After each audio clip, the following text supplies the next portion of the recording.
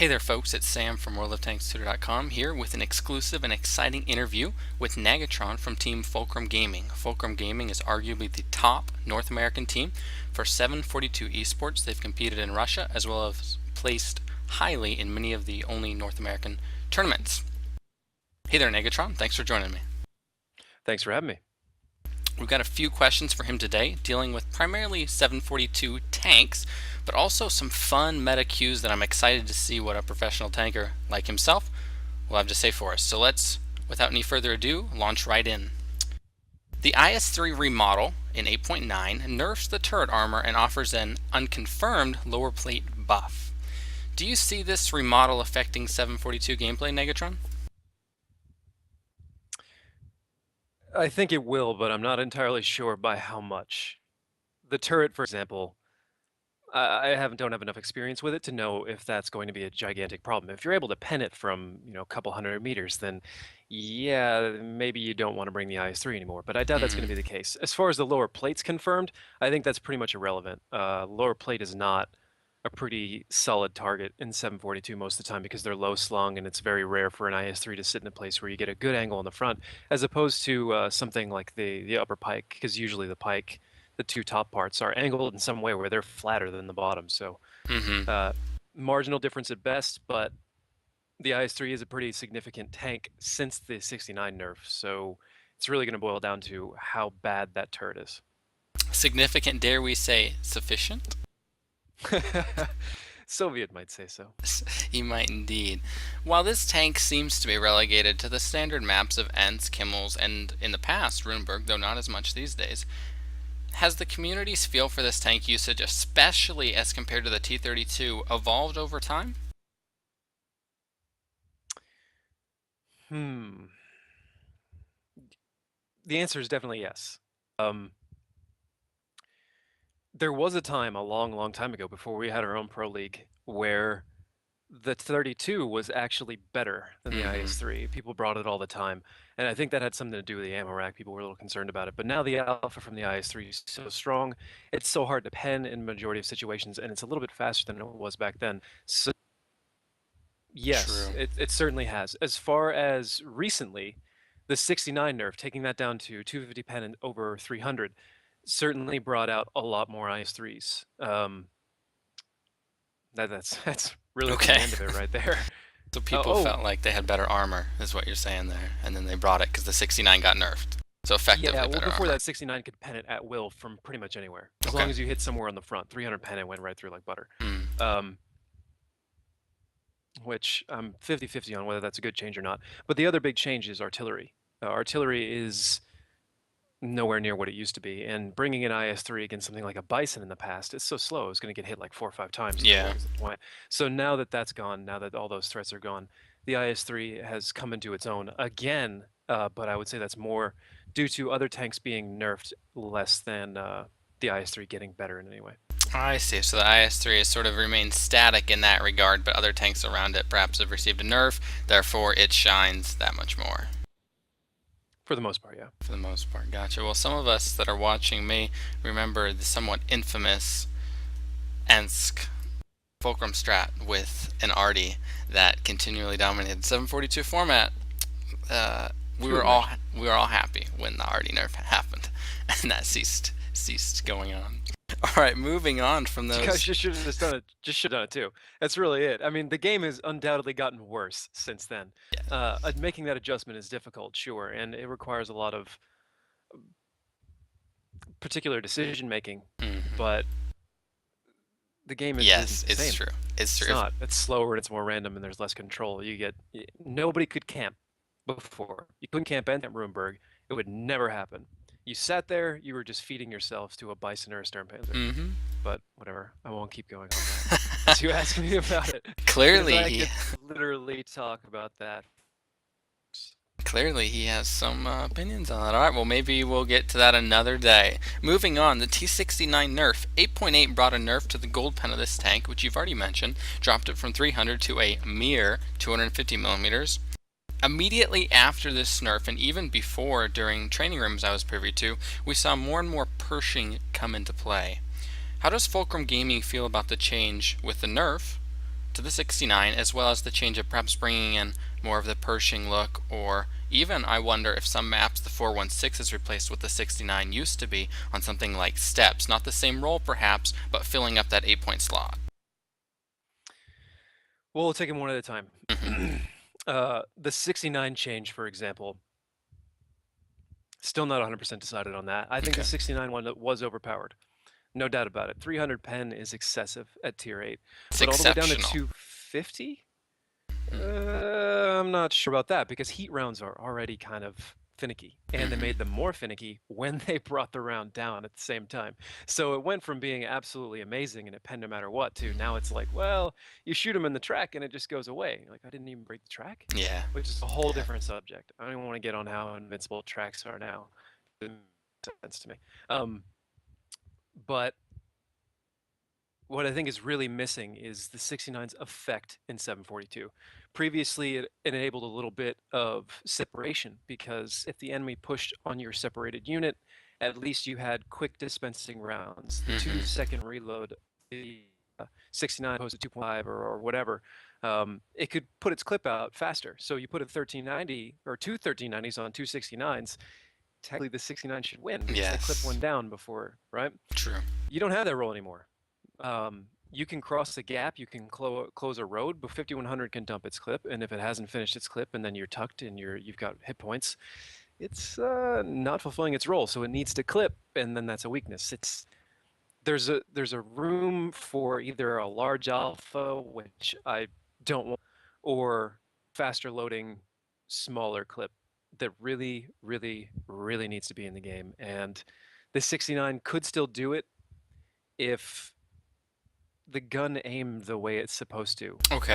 I think in 8.6 we remember they changed standard deviation so rounds went closer to center, Which was great. which mm, For pubs, at least. We can perhaps it for it pubs. enhances the random factor. Now you may say changing standard deviation should be reducing the random factor, but that is only partially correct. It's reducing the chance of the rounds going to the outside, but the outside is still as big as it was before. So I now see. I one see. shot goes to the outside, and for the other guy, all shots went Mm-hmm. straight. Mm-hmm. RNG just screwed you. Whereas in the past, both guys were guaranteed 2 shots weren't going to hit, right? So now it's just all of a sudden one shot makes all the Yes. difference. And ever since then, 742 all the time. Everybody just rocks out, lets it fly, rocks out, lets it fly. And it's just like, okay, did RNG say you hit today? True. Yes or no? Hmm. You should have to aim to some degree. So they should have shrunken the aiming circle before affecting standard deviation, especially with the explanations they have for why that should be the case, or even reducing the time it takes to focus. Mm-hmm. There's a lot of different ways that I would discuss balancing out the aiming system to where it's something that's reasonable. But what they did, I don't agree with it at all. And I Okay. think on top of that, I think they rolled it back and they just didn't say anything about it because when 8.6 first came out, you could let it fly with a 69 and those babies went straight. Try that now. Doesn't happen. Replays, and I have the old client. I can literally load them up. Hmm. Maybe I should make a video about it. You 'Cause I should. guarantee you they've changed. You should. World of Tanks Titter would love to post that video anyway. Fantastic. It seems So, like it's also just a tank specific thing. They're like, oh, the 69, that can't go perfectly straight. I see. 1390, no, not really. 5100, maybe that's okay. And then some other tanks just keep going straight for no good reason. Bit of the thought process then on some of the French tanks, even the 5100, but especially the 1390, even though its accuracy was what, 0.37, 0.39, I think it was in the threes, the deviation was just ridiculous. You would take partially aimed shots and that shell would fly anywhere but the center of the reticle, seemingly without a good reason. I mean, as far as we know, or as far as I know, they've never released a statement like, hey, we purposely screwed the RNG on certain tanks. I I do well. Okay, there you go. The whole impulse thing, right? Why does the round go to the outside on some Yeah, tanks? I would I don't love have to an answer know. for that. It must exist because it's a fact. If you Yeah, play the game enough, it's there. And an employee may tell you it's not, but does an employee have 16,000 games? doubtful. Probably not. So I've been playing for a long time. Hmm. One of the things I can guarantee you that spotting and latency are all worse than they have ever been Hmm. right now. Latency in particular. Tell you, Hold on, I hold have on. no good Yeah, words. that's we're getting a little far afield. Although I, speaking from personal experience, that I have had uh, goofy internet since I got to Missouri, and I'm not quite sure why, but just recently I've seen a consistent spike of about 50 ping when I try to play between 1 and 4 CT, and I'm gonna call my internet and say, hey, what's going on? But I somehow am thinking it may not actually be their problem, so we'll find out. But definitely, tanks I is a used to get little 40 screwy. solid, Okay. 40 ms. Now I get 80 to 120, and it fluxes constantly and Yeah. won't flicker a red light. I Yeah. went and played on the European server. I get 180 solid, no red lighting. It's actually more reliable. I have a big latency, but it's more reliable. The Mm-hmm. the messed up part is, I know a guy in London who can connect to the Eastern server. He gets a better ping than I do. Oh my goodness, that's There's crazy. no explanations for any That's of it, really. crazy. And the fact that Wargaming is willing to tolerate it. I mean, everybody at Wargaming, if you're watching, you guys know that I love you. But something, what the hell? You're really gonna let Telia do that for that long? It's been a year, and it's unacceptable for even a Mm. month. So come Mm. on, fix it. Those are the words from Nagatron. Hear and obey, Wargaming. Fixed Some of my Elia. players can't even play. Put it that way. All They right. warp all over the place when we're trying to play a professional game. Like, consistency, please. All right, here we go. Moving on. Moving on. Wow. Gonna turn this into Nagatron Complains, the interview. Well, I'm sure people would still watch. Could just bill it differently. Number Considerably two, longer. on the 69. Unlike, now this is a bit of a, say, breadth of knowledge question, but I'm confident you'll be able to answer it for us. Unlike the EU and RU, where from watching video, from watching tape, we're seeing the 69 seem to stay on some open maps like Proc and Ensk. NA has almost completely moved away from it. Looking specifically at Proc, we're seeing T-32s, we're seeing Pershings, we're seeing the odd 416. I know you guys threw it out there one match, and then people either seem to copy it, although perhaps if we're being charitable, maybe they just had it in the drawing room beforehand for 742. Is this keeping the 69 on EU, RU, and ditching it on NA a difference in play style, or is there something else involved in your opinion? It's a combination of things, and that'll actually bring us back to some of the things I skipped before when we were talking about the Pershing, the 416 in the last Mm-hmm. question. So the Pershing got buffed. It has a better gun than it ever did Mm-hmm. before. It pens more. Other than that, it's pretty much the same. People always kind of flirted with the idea of using them. I think it was 8.6 all of a sudden changed ground resistance, so a couple different tanks were faster. Mm-hmm. 32 Pershing and 132 in particular. 132 is, I have no idea what they did to it. It's a hot rod now. It used to be way slower, Oh wow. and Okay. now it gets to certain points in the map a full 5 to 10 seconds faster than it did before. Wow. Our timing is totally jacked. So the Pershing is being brought as a replacement for the 69 part. The 416 works, but only if you can get the pancake in a place where it can sit there and rep out shots Yes. without anybody shooting it. Because other than that, it's terrible. In a close quarter fight, that thing is awful. Unless you're just one-on-one and the other guy misses a shot, because the 416 has ludicrous pen. Like, Mm-hmm. completely. I have no understanding. Yeah. I'm amazed the shot doesn't come outside the back of the tank. It's Nerf, just nerf nuts. the 69. Give even a higher pen gun to a tier 8 tank. This With this makes with great camo, Because we or all at knew the least so. 54 gun was totally balanced, right? At tier 9 even balanced at Yeah. 9. So let's Give bring it us to to an tier 8. 8. That'll Yeah, calm everybody with a down. great rate of fire. That makes sense. Now, granted, it's put on this awkward boat with the most confusing armor scheme on man. Somehow will absorb an ISU round to the turret, and then you can go straight through the front track head on and still do damage. Yeah, I don't All I quite gotta say is understand. the hitbox in the armor model on that can't be correct. It just can't. The server's wrong, which tell ya. So why we're getting away from the 69 is the real question. And here in America, a nation of gameplay and skill, we failed to dominate the 32s with our 69s the way we should have, and that is heavily my fault. Basically, fought the fight. It's a steps fight against Wreak Havoc. For anybody who's watching who doesn't know, don't bother watching it. It's just a travesty. The whole set's just awful. Um, Long story short, we lose 290s. We try and push with 69s. We do it ineffectually. We're low hit points. Blah blah blah. Mm-hmm. The point is, the 32s never should have gotten where they were supposed to go. Cut them off and dropped them. And that's the 32 problem. It's slow. It's unwieldy. The advantage of the 32 is the tracks are Absorbent. Crazy. insane. They make no sense. They don't break and they eat shots all day long. So people are using them because they're more room for it. You mess up, you miss a shot, no big deal. You run the Mhm. 90 mil and you make up for it over time. Plus, it's hull down, and everybody loves that because they're not entirely sure how they're going to establish map control and control everything through lanes and Mhm. fire. So instead, they're just going to use it through intimidation. You can't push past my turret, which is just a fact. So the Pershings come in instead because the 69s aren't penning the 32s reliably. Mhm. And that's what it really boils down to. Mhm. So why in America are we bringing no 69s? Whereas over there, they now bring like one Pershing and two 69s, something Mhm. like that. The 69s over there are perfectly fine because they're fighting other 69s and 1390s for the most part, maybe one 32, maybe, depending on the map. Rarely, yeah, If perhaps. they even play certain maps like Pro, which I believe they don't in Russia because they say, well, that map makes no sense, which I completely agree with. I think they did the same thing with Runeberg. Um, again, whatever. So we bring mostly Pershings now because half the other teams are running mostly 32s. If they're running mostly 32s, you can theoretically beat them with the 69s, but you have to play perfect. And if you Mhm. mess up or you can G, you're done. So it's not because we're better. I would argue it's because we're worse, and as a result of being worse, our gameplay is different. Okay.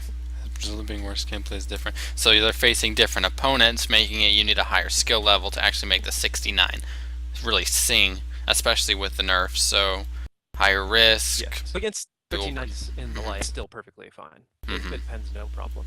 But I guarantee you, if you were to bring, 32s or something like that against Russian European teams, Dignitas, Navi, Yeah. Virtus Pro, anybody like that, they would absolutely mop the floor with any team that did it. Mhm. Completely. Maybe probably 7-0 Mhm. majority of the time. Simply due Just to map control and firing lanes and even camo, would you say, depending on what the lineups are running with 32s? Camo's not such a factor right now. Okay. Camo system is unreliable at best. Interesting. Okay. So you're saying that the camo is perhaps not as big of a factor. Maybe it was in the past. Would that be correct?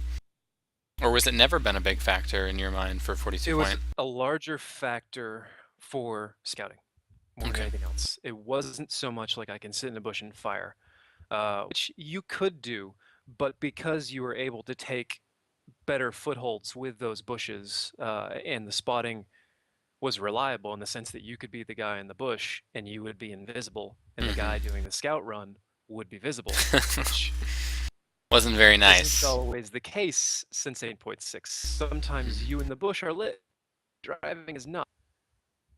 I'm not entirely sure why that Wow. is. It's a, um, it's a crazy uh, world. yeah, they may have Crazy actually world. fixed that in 8.7. The only replays I have on that are 8.6. But Gotcha. whatever. Um, so because you were able to deduce more by grabbing those positions, it didn't matter. You knew what bush it was, so you knew how to avoid it. But use other bushes to crawl closer towards them or negate those factors. Or if somebody was camping completely, you at least had Artie back then. Mm-hmm. Could dig And it once out. they were lit, they got wrecked. Yeah, it makes So sense. it's a combination of things. Too many changes at once to narrow it down, which is Well, another bad idea. Don't change 5 different systems of the game all at one time. Then you can't figure out what's going wrong. that would be difficult. Real quick on the last question on the 69, in your mind, should it be making a comeback on NA, or has it died a reasonable death after a glorious string of use? And real quick, throw a qualifier out here. I love the 69. I love watching EU/RU gameplay. I think the 69 is a fantabulous tank. I love playing it, and I want to see it come back in 42 point. But do you, Nagatron of Fulcrum Gaming, want to see the 69 come back? Yes, I want us to get away from heavy lineups, and I want us to move back to fast and mobile, not just because it's our style of play, which some people like to say that we want Artie back or we want whatever back because that's what we're good at or whatever. Um, no, it's just because that's more fun to watch, I and agree. I really don't want to tune in and watch people sit around in 32s and do nothing, Yep. or bring IS3s and bunker down in a corner. Yep. And if we keep going the way we're going, it's gonna happen eventually. And the teams that are playing fast, like Cunningham's for example, they lost a game because they were playing fast. Mm-hmm. I saw it. We obviously lost a game because we were playing too fast and we weren't ready to, um, against a super heavy lineup. Mm-hmm. But that's the name of the game. At the That's same the time, nature. Okay. go ask the viewers. what games were more fun to watch? Absolutely, yes. It's not fun to watch 32 set up in the 2 row on proc, or even the 5-6. And maybe that's just me as a viewer, but I've watched it with other folks, and we tend to say, "Oh, wonderful, AT32 camp. This is going to be the really boring game. Let's skip 8 minutes ahead if we're not watching live, and go to the 2 minute mark and say, okay, did a team have the guts to push, or did we just watch a nice 10 minute roast the marshmallow and weenies on Pro of Orca?" And unfortunately, I feel like it's more marshmallows and weenies with maybe a minute and a half push than it should be. So, okay, he wants to see the 69 Yeah. back. I like you, sir. That was the correct answer.